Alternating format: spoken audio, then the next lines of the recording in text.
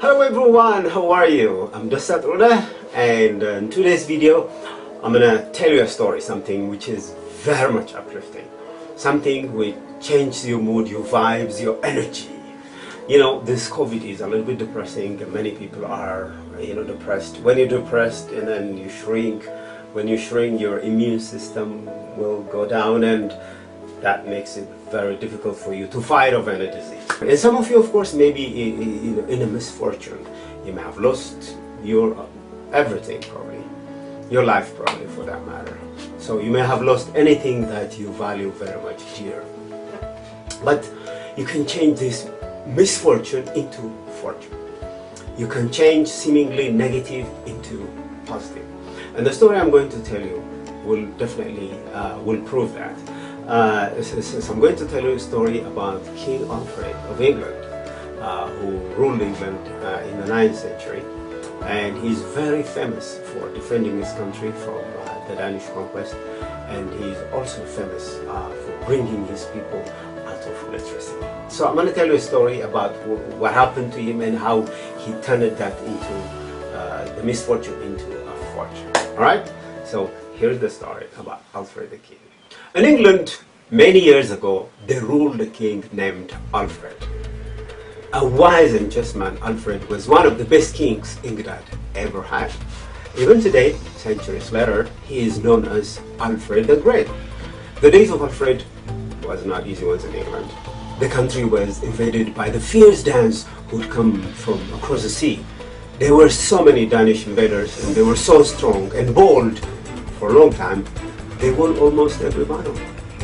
If they kept on winning, they would soon be masters of the whole country. At last, after so many struggles, King Alfred's English army was broken and scattered. Every man had to save himself the best way he could, including King Alfred himself. He disguised himself as a shepherd and fled alone through the woods and swamps. After several days of wandering, he came to the hut of a woodcutter. Tired and hungry, he knocked on the door and begged the woodcutter's wife to give him something to eat and a place to sleep. The woman was pity at the ragged fellow. She had no idea who he really was. "Come in," she said. "I'll give you some supper if you watch these cakes I'm making on the hearth. I want to go out and milk the cow. Watch them carefully and make sure they don't burn while I'm gone." Alfred thanked her politely and sat down beside the fire. He tried to pay attention to the cake, but soon all his thoughts filled his mind. How was he going to get his army together again? But if he did, and if he did, how going to prepare and fight the fierce Danes? How could he possibly drive such fierce invaders out of England? The more he thought, the more hopeless the future seemed, and he became to believe there was no use in continuing to fight. Alfred saw only his problems. He forgot that he was in the woodcutter's house, he forgot about his hunger, he forgot all about the cakes. And the little one, the woman, came back. She found her hut full of smoke, and the cakes burned to the crisp. And there was Alfred sitting beside the hut, gazing into the flame. He had never even noticed the cakes were burning. "You lazy, good-for-nothing fellow," the woman cried. "Look what you've done!